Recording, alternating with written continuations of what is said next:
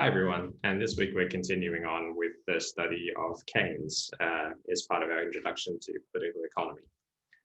Now, to set the scene, in the 1920s, capitalism was going through one of the many crises that it had. And Keynes' theory ends up responding to this in a way that changes how we perceive a lot of things, what government's role and responsibility is, how economic crises work, and that sort of thing.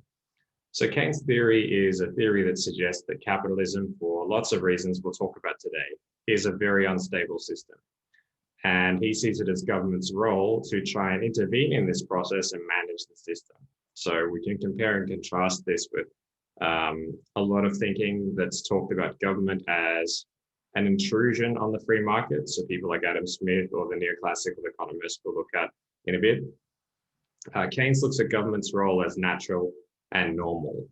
So one way we could summarize Keynes' perspective is by saying that without government intervention, capitalism is just not going to work. And today we're going to look at why he believes this to be the case. So we're going to dig into Keynes' ideas about the economy, why he thinks capitalism is such an unstable system, and in policy terms, what does he think we need to do about it in order to restore some semblance of stability. Keynes has an interesting life, and he's easily one of the most influential economic thinkers of the 20th century. He lived a privileged background, I suppose. He went to Eton College, it's a famous private college in the United Kingdom, and then went to Cambridge University. He fast-tracked this educational background into a career in the British Civil Service.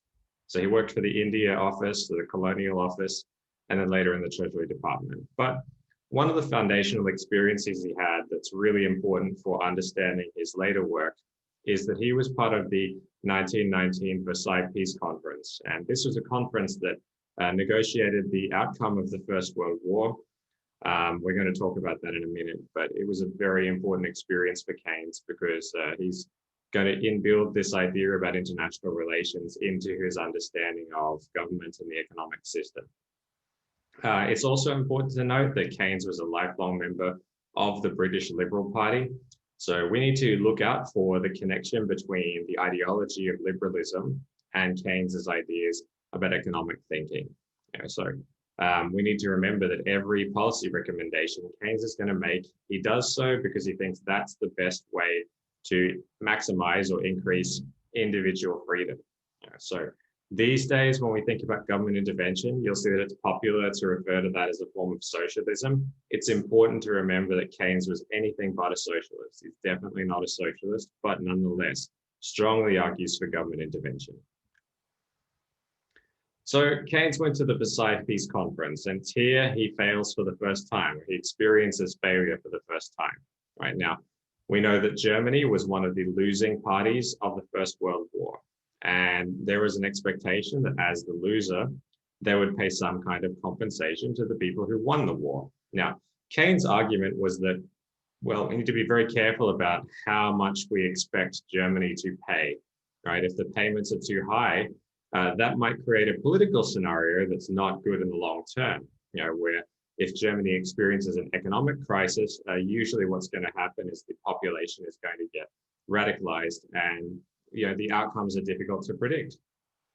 Now, Keynes makes this argument and everybody disagrees with him. He gets ignored by the French and the US delegations, and even his own delegation, the British leadership, end up sort of pushing him to the side and saying, well, in order to be popular politically with the British public, we need to be seen as punishing Germany. So even if you're right, I'm going to ignore you because that's what my political fortunes need. Okay, and so he sucks it up and says, okay, fine, you guys didn't listen to me. I'm going to write my thoughts into a book, which is called The Economic Consequences of the Peace. And we'll leave it at that. See what happens, guys. Let's find out. Okay, so here's some quotations from The Economic Consequences of the Peace. And he says, I cannot leave this subject as though it's just treatment wholly dependent either on our own pledges or on economic facts. The policy of reducing Germany to servitude for a generation, of degrading the lives of millions of human beings, and of depriving a whole nation of happiness should be abhorrent and detestable, even if it were possible, even if it had reached ourselves. even if it did not do so the decay of the whole civilized lives of Europe. All right, so here he's talking about a moral objection. Okay, just because we've won the war now, morally it's probably a bad thing to severely punish this one nation for the decisions of its leadership. And that's even if it doesn't produce any bad consequences. And Keynes is pointing towards the possibility that doing this is actually going to produce some very bad consequences. And he goes on to say, if we aim deliberately at the impoverishment of Central Europe, vengeance, I dare predict, will not limp. Nothing can delay for very long that final war between the forces of reaction, the despairing convulsions of revolution, before which the horrors of the late German war will fade into nothing, right? So he's predicting, everybody thought at the time, okay, the First World War was going to be the war to end all wars, and it was going to be the biggest conflict, and after that, everybody's going to just settle and everything's going to be fine. Keynes is making a very gloomy prediction that if we don't get this right, if we don't settle this conflict in a proper way, and if we don't create economic balance, there's going to be worse conflict down the road. And yeah, sometimes you just lose, right? And this is an example of, well, Keynes was definitely right, but nonetheless, he lost the argument at the time. Okay, everybody ignored him. And then Germany did have an economic crisis, and then the population were radicalized towards the ideology of Nazism, so a form of fascism. And yes, World War again was the eventual result. Okay, but Keynes' criticism of this policy made him an anti-establishment figure. So because he published this criticism, and because he made these public arguments at the time, before he got proven right, he was very unpopular for a while. And nobody wanted to give him a job in government or in banking. He was excluded from all the top jobs. Another thing that made him unpopular is that he's a longtime opponent of the gold standard. So at the time, both the British Treasury and the Bank of England supported the gold standard, this idea that we need to match the value of money in some way and tie it to the value of gold, the supply of gold, right? So Keynes would also write an entire book criticizing Winston Churchill, who was one of the more popular figures in British politics, in British conservative politics at the time, called The Economic Consequences of Mr. Churchill. So an entire book, criticizing one person in a way. And I guess even though he's providing a very, very sharp criticism of Churchill, I find it interesting how polite people were back then. This is Mr. Churchill is being criticized, not just Churchill. Anyhow, Keynes looks at this concept of a depression. And in 1929, capitalism experienced its worst ever crisis, which we commonly call it the Great Depression. Right? It's the worst crisis up to that point, and it's the worst crisis so far. So global GDP between 1929 and 32 falls by about 15%.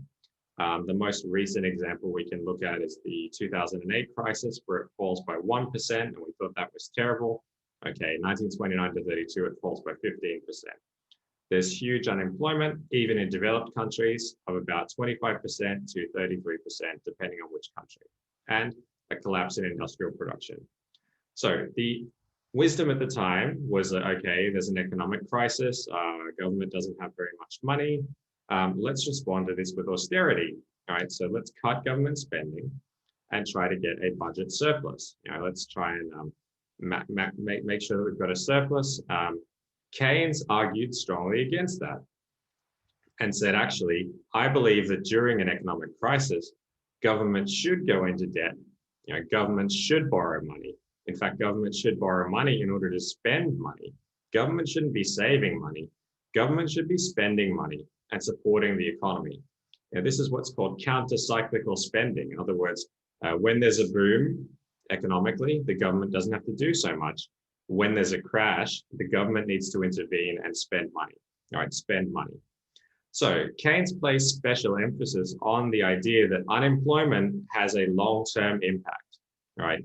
Whereas the previous thinkers using the market theories of economics and stuff, if unemployment is like a temporary thing that the market will eventually correct, okay? It's an unused factor of production that eventually the market's going to correct if we allow it to do so. Now for Keynes, unemployment is much more than that. It's a serious problem that creates long-term negative impacts for both the economy and the society more generally. So it has, a negative impact much more than what previous thinkers have thought about. So Keynes publishes a bunch of these ideas in a book called The Means to Prosperity, and he's saying, well, follow what I'm suggesting and your economy is going to do better than people who don't, okay? And this book was originally intended as advice for the British government, but the British government don't pay much attention to it at the time because Keynes is an anti-establishment figure and people just ignore him. But the book becomes very widely read, and this is what starts his influence over the world's economic thinking. So a lot of other countries were happy to take Keynes' advice. We're happy to say, okay, let's try this method as a way of recovering from this economic crisis. Even if Britain ignore it, maybe this guy's got something. Okay. So some of the first countries to adopt Keynes' ways of thinking were Sweden and Germany, and shock, these countries recover faster from the economic crisis than countries who don't take his advice. And so in a way, Keynes was a bit embarrassed by Germany's success because Germany was a fascist country and Keynes is a liberal. And he's like, well, I don't really want to be seen as a promoter of fascism. But it's interesting how a fascist country were able to take Keynes' policy advice and make it work for them. And that's sort of the early evidence base that Keynesian thought needed for people to start believing in some of Keynes' ideas.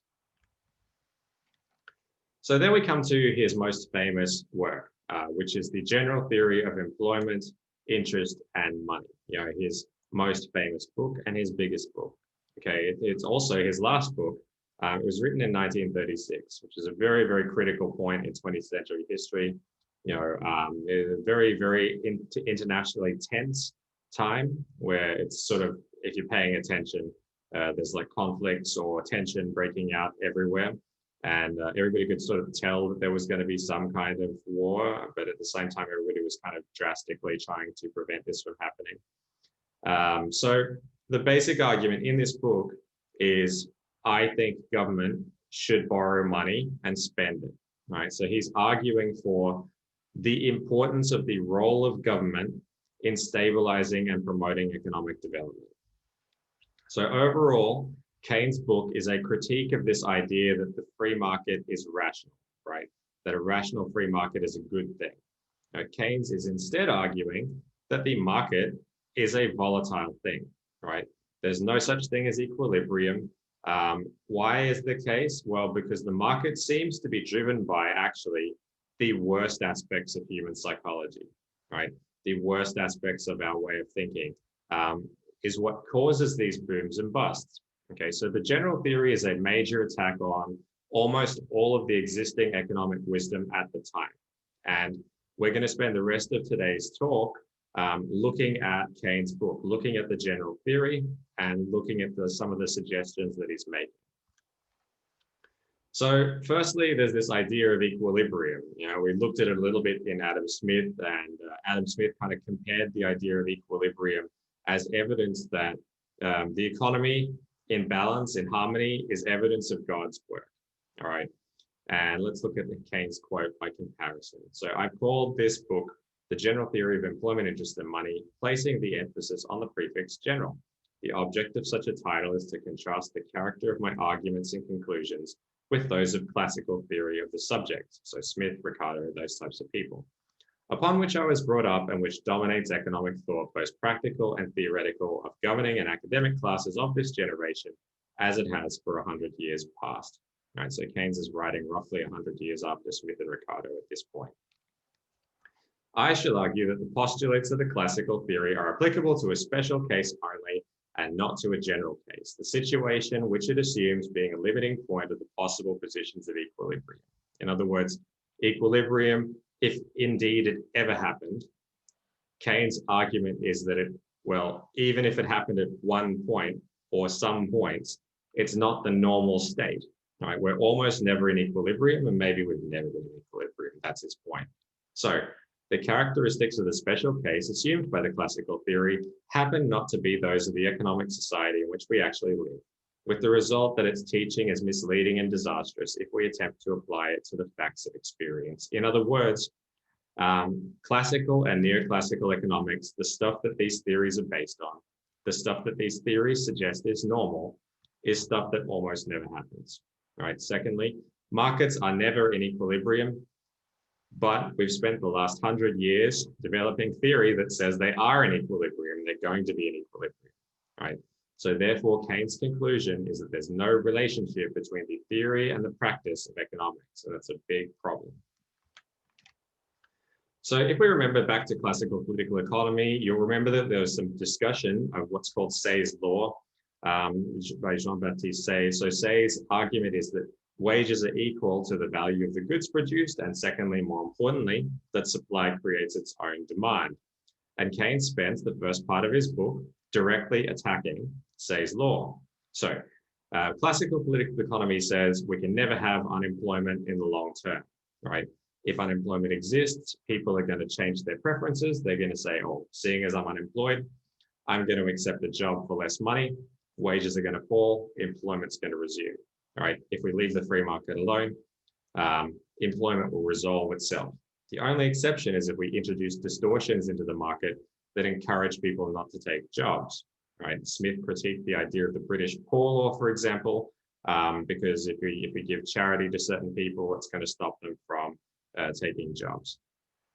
So the objective of government policy for a classical political economy is to remove these distortions and to restore equilibrium. We assume equilibrium is going to take place as long as we get everything out of the way. Okay. Now, Keynes is going to make a radically different argument here and say that actually what you're calling distortion is actually the normal economic state. Right? What you're calling distortion is actually normal. Right? So trying to remove so-called distortions, whether it's labor unions, whether it's government policy, whether it's attempting to help the poor, whether it's regulations, things like that. It's not possible to do this. Instead, why don't we just take these things as normal and then make government policy to balance out their worst effects, right? Do our best to normalize the system, right? So government's job, government's role is to actively manage the economy. Now we compare this to Adam Smith a few weeks ago. Government's role was defense, policing, and spending money on stuff that is unprofitable for the government, for the private sector to spend on. Keynes is actually arguing for a much bigger role of government here. You know, government needs to be the active manager of the economy. There is no invisible hand for Keynes, right? Things are not just going to work themselves out. Okay, government has an active role to play and needs to stabilize this system. The next conclusion of Keynes is that wages are sticky, right? In modern economies, there's a lot of evidence to suggest that wages rarely fall, and there's various things that stop this. Things like minimum wage laws prevent wages from falling below a certain level. Things like state benefits, so subsidies that the government provides to individuals. Things like social norms, so workers simply are unaccepting towards wage reductions, you know, based on a social assumption about what people deserve to get paid. Okay. And then finally, workers can also use politics to resist market forces. You know, we can pressure the government to prevent wages from declining. We can join labor unions, which can argue for wage rises or to prevent wages from declining. You know, we can take part in politics, right? So the difference between Keynes and previous thinkers about all this stuff is that Keynes saw these things as normal. It's like, well, that's normal. Of course, a society wants to legislate to prevent the living standard from falling too much. Of course, the society is going to set its expectations about what we get paid based on social norms. Of course, the society is going to engage in politics. What else is government for? You know, what else is civil society for? Why wouldn't you take part in politics? Right. So if these things are normal, why are we trying to fight them all the time? You know, why are we trying to push them out of our existence, you know, in order to believe in this equilibrium that we've never even seen? Why can't we just treat them as normal and therefore government can work with these things? Okay, so that raises the question, if unemployment, which is Keynes's biggest problem, is not being caused by high wages, what is causing unemployment? You know, what's Keynes's theory about unemployment? So one of the things that I guess Keynes is sort of stating is the cause of unemployment is there needs to be this relationship between the level of saving and the level of investment. Okay, so Keynes is saying, well, the more money people get, the more income people get. The problem is, for various reasons, we're likely to save this money, right? And importantly, Keynes is not saying we're crazy to do that. He says this is psychologically normal behavior. Why would we save money? Because we're scared of a time where we might not have so much money, okay? Is this rational based on the whole history of human experience? Yes, it's rational, right? Because we know we've gone through all these boom bust cycles and stuff. So everybody's thinking, what if we go through another bust? We've got to save money in case we need it at some point. Now, the problem is individually, it might be rational. If we look at the level of government, if we look at the level of society, though, it's not rational. Okay, what do I mean by this? So if people are saving money and not investing it productively, overall, this is bad for the economy. The people are just holding the money, not using it for anything. So Keynes's argument is, if this is happening, this money is just sort of wasted. It's not in motion. So it's not creating demand for goods and services, and therefore it's not creating jobs. So Keynes's point is that, well, what's government's job? Government's job is to change people's psychology, okay? Change people's incentive to spend money or invest money. So encourage people to either spend their money or invest their money. And if people don't want to do that, then take away people's money, right? So tax them and spend the money for them, okay? Because if money is in motion, it's good. It's creating beneficial effects. It's preventing unemployment. It's doing the right thing. If money's just sitting there, then you got a problem. So in terms of the next section of Keynes' book that I want to focus on, it's about consumption, right? So most of book 3 is about consumption and its role in the economy. Now, Keynes is arguing here that the reasons that people consume or don't is a psychological reason. And this is interesting, right? In most of the previous theories, the classical political economy theories, okay, you mostly see that we assume the consumer is rational, right? We assume that people are rational and make rational economic decisions. But here's Keynes and saying, well, actually, a lot of our decision about whether to spend money or not comes down to just how confident we feel, right? These days, we call this consumer confidence. So in particular, Keynes is going to argue that our behavior is being driven by, and this is a quote, changes in expectations of the relation between the present and the future level of income. So if we think the future is going to be better than now, we're likely to spend money because we're confident about the future. But if we think the future is going to be worse, we're likely to hold on to our money. Now, the problem with that is it's a self-fulfilling prophecy. Our belief in a better future leads us to spend money, which for Keynes causes a better future. Our belief in a worse future causes us to save money, which in turn causes a worse future. Okay, so that's one of the reasons that, okay, Keynes is strongly believing we need government's intervention, because people's belief about the future is often based on complete nonsense here. We actually have no idea whether the future is going to be better than now or not. But our decisions based on what we believe are certainly going to have a big impact on whether that future actually is better or not. You know, and that's why for Keynes, government is a far more rational actor, potentially a far more rational actor than individual decision making is, right? This is why Keynes doesn't trust the invisible hand of the market. So one of the implications of this is Keynes' theory that actually consumption is way better than saving, right? Consumption is way better than saving. It's one of Keynes's rules. Okay, so his overall point is that consumption is better than saving. Why? Because consumption produces a multiplier effect. All right, so this multiplier effect is one of his concepts. When we spend money to consume things, the money then ends up in other people's wages and other people's employment. However, when we save money, the opposite thing happens. We're taking away from people's wages and employment. Right? If we spend money and that money turns into other people's wages and other people's jobs, that then multiplies into those people spending that money further on other things, right? And has beneficial effects all throughout the economy. So, therefore, it's government's job to try and maximize the level of consumption and minimize the level of household saving, right? Government should look at the rates of household consumption and household saving and say, actually, this is one of the most important statistics I need to decide whether I'm doing a good job as a government or not, right? I need to measure this. I need to increase the rate of consumption. I need to reduce the rate of saving, right? However, I do that as a separate question, but that's one of my objectives, to be a good government, to be a good manager of the economy.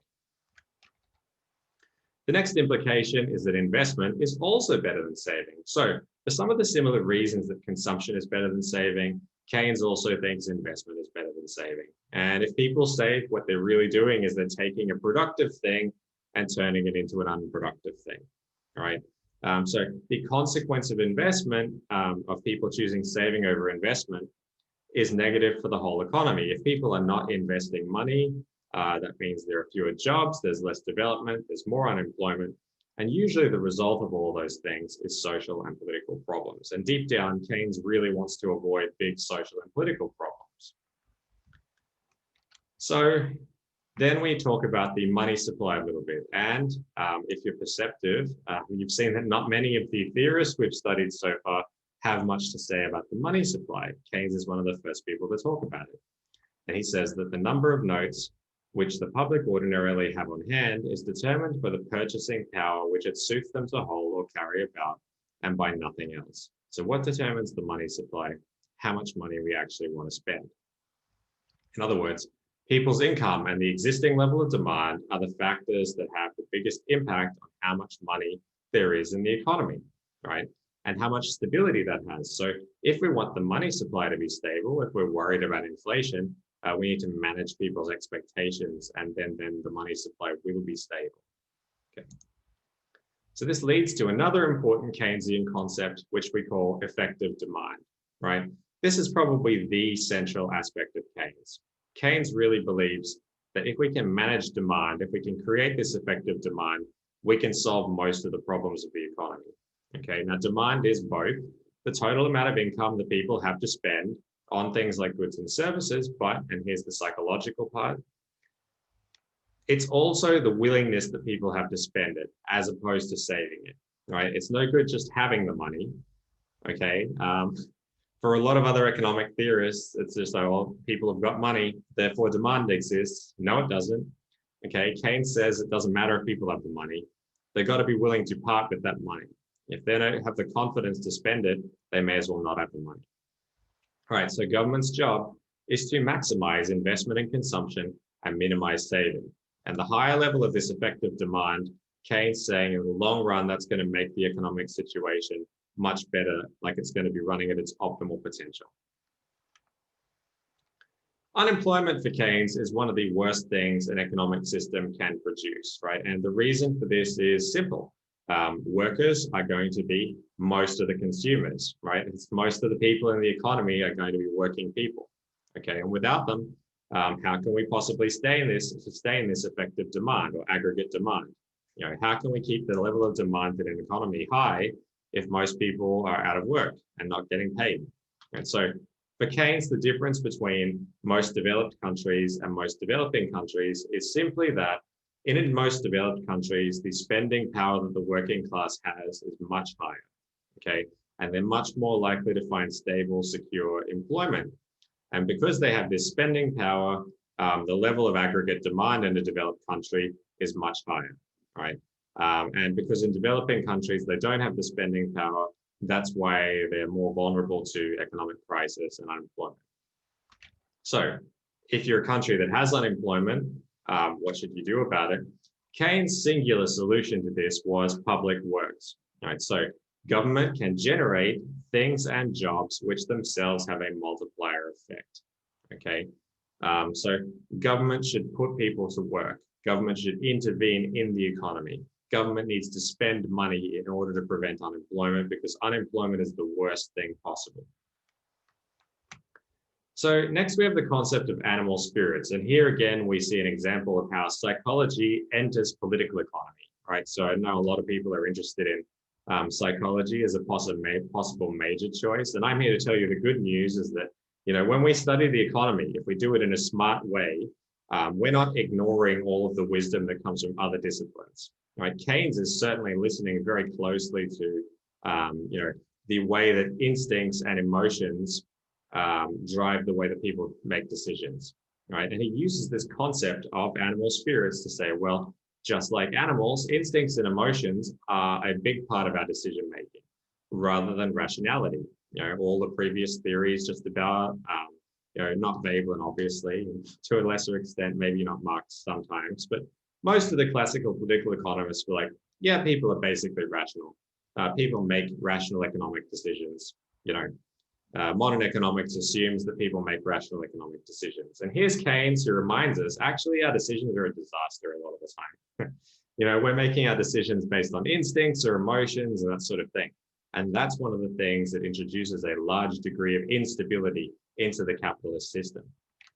Right, so Keynes says, even apart from the instability due to speculation, there is the instability due to the characteristic of human nature that a large proportion of our positive activities depend on spontaneous optimism rather than mathematical expectations, whether moral, hedonistic, or economic. So basically, when we believe the future that's going to be better, it's not necessarily because we've studied the data or have good reasons for it. It's kind of like a faith. We just have a belief in the future being better. Okay. So most probably of our decisions to do something positive, the full consequence of which will be drawn out over many days to become, can only be taken as the result of animal spirits. There's the concept, a spontaneous urge to action rather than inaction, and not as the outcome of a weighted average of quantitative benefits multiplied by quantitative probabilities, right? The simple way of saying that is, when we're making our decisions about the future, we probably should think rationally, but we probably don't. We probably should look at the data, but we probably don't. We probably should make calculations about what's good for us or not, but we probably don't, and we probably make decisions based on how we're feeling at the time, based on feeling, based on instinct, basically, we shouldn't think of ourselves as substantially better than most animals because we're making decisions the same way. And that's why our economy is so unstable, right? That's his theory about why it's so unstable. So that brings us to discuss something which is interesting, which is speculation. So Keynes has a problem with speculators and says that they do a significant damage to the economic system, adding a lot of instability, right? Because speculation takes away this relationship that he really wants between productivity and profit, right? Here's one area where Keynes sort of agrees with Smith. Remember that Smith said productive labor is the type of labor that creates goods and that adds to a nation's wealth, right? Unproductive labor is labor that doesn't create goods and simply subtracts from a nation's wealth. And in this way, Keynes kind of agrees. He agrees in a way that attacks speculation. This is where we're just gambling on changes in the share market or gambling on the finance sector or that sort of thing. And he says speculators may do no harm as bubbles on a steady stream of enterprise, but the position is serious when enterprise becomes a bubble on a whirlpool of speculation. When the capital development of a country becomes a byproduct of the activities of a casino, the job is likely to be ill done. Okay, what does this mean? Well, speculation is bad because it's separating profit and productivity, right? It's saying, well, what if I could just make money by gambling, right? Then I don't have to make anything useful, right? I don't have to be part of this production process that makes things for people. What if I can just bet on changes in price or bet on the share market or bet on something like that, okay? And make money that way. Yeah. As soon as people buy into that logic, then more and more of the capital that we have, more and more of our money gets spent on this area where we're just guessing about what's going to be worth more tomorrow. Less and less of our money is invested in production. And in the long run, that's going to cause an economic crisis. Right, so the world of finance, as it is based on speculation, is what's being targeted here. Keynes has a very negative view about the financial system, right? A very negative view about the share market, a very negative view about these things because they're all based on speculative trading. Keynes wants us to invest productively, right? Keynes wants government to channel investment into productive destinations. He thinks speculation is the road to disaster. So in terms of economic crisis, if you're in the middle of one, and we're kind of in the middle of one as I tape this lecture. So what does he want you to do? How do we solve an economic crisis? Okay, Keynes says there's two basic mechanisms that government needs to think about to solve an economic crisis. One is monetary policy, and this is things like, well, we could make interest rates low. Why would we want interest rates low? because if we have low interest rates, then businesses want to invest, right? They're going to spend money expanding the output of their business. They're going to start borrowing money to start new enterprises or to grow existing enterprises, right? And their primary thinking when it comes to should I borrow some money or not is usually how much will I have to pay back if I borrow it. If the interest rate's high, they have to pay back a lot. If the interest rate's low, they don't have to pay back as much. So low interest rates are good for the investment climate and making people much likely to invest their money rather than save it, rather than hold on to it, okay? Businesses are much likely to expand their output that way. So rather than allow interest rates to flow freely, which is what's the case today, most countries in the world have a market-determined interest rate. Keynes said, well, actually, I think it's the government's job to manage the interest rate. Government can set the rules and say, okay, the interest rate is this. I will set it low. I will do that deliberately so that businesses expand their output. Okay, the second half is fiscal policy. So this is how the government sets its budgets. Okay, how does government spend its money? Well, Keynes argued that government investment in infrastructure was a fantastic way to stimulate investment and create jobs.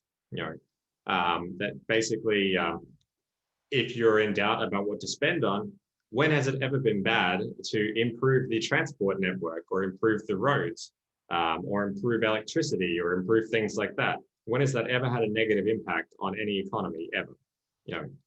So it has beneficial effects. It makes businesses have access to better resources. It employs a lot of people. Why wouldn't you want to do this? So Keynes argues that the best thing to do in a crisis is firstly, collect less tax, make sure people have money to spend, right? And especially make sure poor people have money to spend. So make sure poor people have as much money to spend as possible, right? Next, the government should spend more money. And see, ideally, you should be doing both collecting less tax and spending more money. In other words, government should go into debt if necessary to stabilize an economy during an economic crisis. Now, we've seen a lot of discussion about free trade in the last few weeks, particularly when we studied Ricardo. Now, Keynes is a noted opponent of free trade. And for Keynes, the biggest problem with free trade is that it introduces instability into the international system now. So it creates what we call trade surpluses and trade deficits. Just to briefly explain these concepts, a trade surplus is where a country exports much more than it imports from another country. And effectively, if you have a trade surplus with another country, you're kind of loaning them money so that they can keep doing this, right? You're loaning another country money so they can keep importing stuff from you. Trade deficit is the opposite. That's where you import much more from a country than you export to them. Effectively, you start borrowing money, okay? What's wrong with this? What's wrong with a world based on massive surpluses and massive deficits? Well, Keynes says it creates economic instability and says if the economic relationships between nations are not, by one means or another, brought fairly close to balance, then there is no set of financial arrangements that can rescue the world from the impoverishing results of chaos, okay? One thing we'll learn when we study, if you ever study international relations, if you study the international system, is that there really isn't a world government. There's the United Nations, which is like a bit of a pseudo advisory government, but there's no real world government that can make these decisions. If you loan money to another country and they're like, hey, totally not paying that back, what options exist, right? Well, not very good options. You can start sanctioning them, you can start blockading them, you can start threatening them, or you can declare war. And all of these options increase the instability of the international system. And so here Keynes is drawing a direct link between trade and political consequences, right? If international lending becomes excessive too, the second problem is that, well, let's say you keep lending money and keep lending money, right? What happens to most of this money? Well, it ends up getting invested in non-productive uses, right? You're much more likely to invest this money in speculative and non-productive uses. And if we follow Keynes' theory on speculation, speculation is bad. It introduces further instability into the system, right? Private investors end up gambling on, oh, what if we lend a bunch of money to this country? Then they'll be able to import more stuff. Let's hope they pay us back. Let's find out if they do. This raises the risk of an economic crisis. So if we believe Keynes, I've set out his theory now and the main aspects of it. If we believe Keynes, what are the policy implications of his theory? Well, one thing is that a lot of things are going to be government owned and run. Keynes' view is that government's going to take the lead in many key strategic areas. Infrastructure creation is one. And by infrastructure, Keynes has a very broad definition of what infrastructure is. So everything from telecommunications, transport, electricity, water, all of these things are natural and normal candidates for public ownership, right? There is no reason to try and make profit out of every single thing, okay? And here's where Keynes sort of critiques probably the understanding that we have of the economy right now, which is like, why are we trying to make money out of everything? Why can't we just make money out of some things and leave other things that make us more stable and productive and that type of thing? Why can't we just make that government's job, right? Why are we getting so greedy that we need to make money out of every single thing? In order for an economy to flourish, it has to be stable first, right? Why can't we generate stability? And then we can think about how to make profit, right? Second, the international system needs to be managed by government and by governments. So governments need to work together internationally to punish both trade surplus and trade deficit nations, right? In order to generate economic stability, we need to make sure that there's balanced trade between countries, right? If there's big trade imbalances, that's going to be bad. It's going to introduce instability into the system. So it's important to observe that Keynes's policies are what we call counter-cyclical. So critics are going to say, oh, Keynes, you're just an irresponsible person. Or all you're arguing for is policy measures that generate debt and inefficiency.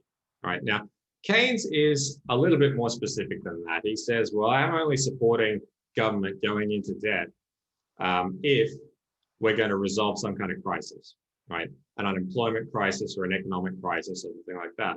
I'm the first person to say in a period where there's development and confidence is high, maybe government doesn't need to do as much, right? Maybe we can use this period to, stabilize the debt regime or that sort of thing.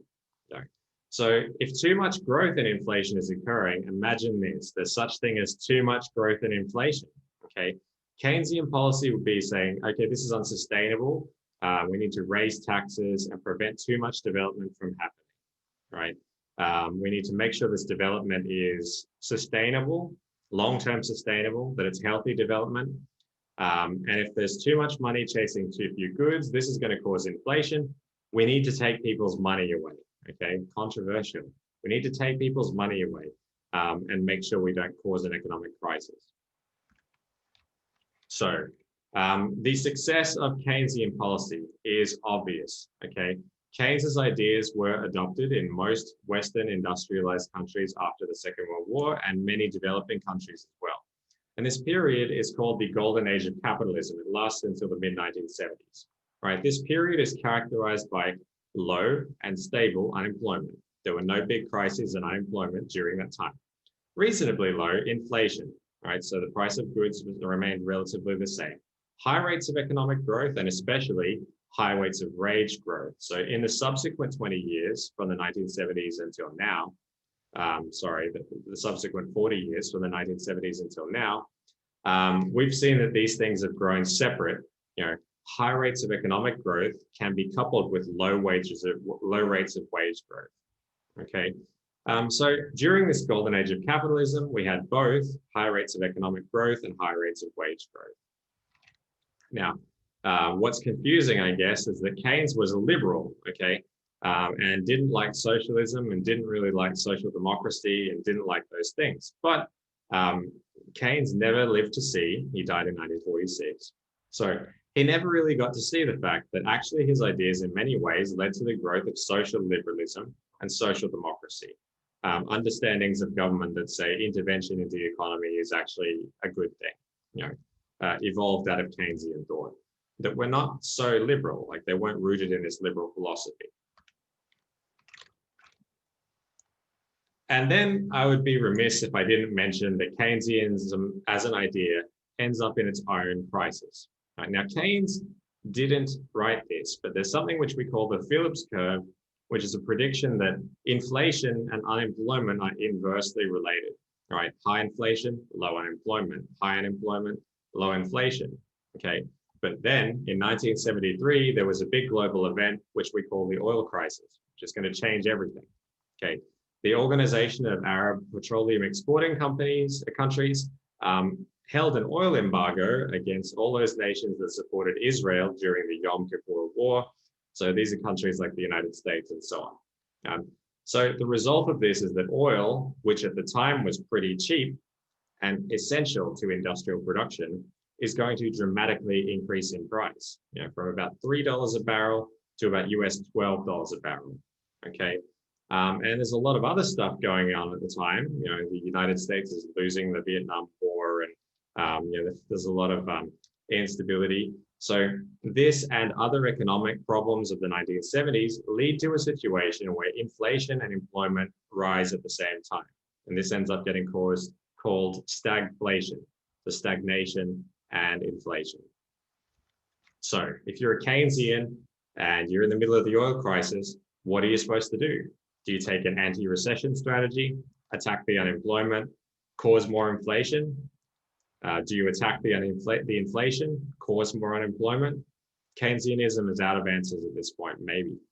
All right, so this leads to an intellectual crisis of Keynesianism, where we don't quite know what to do. And guess what happens in an intellectual crisis? Usually a rival emerges which tries to destabilize your position and replace your thinking with their thinking. All right, so rivals of Keynes had been strategizing for this moment for an extremely long time. In 1947, there was a guy, Friedrich von Hayek, who we'll study next week.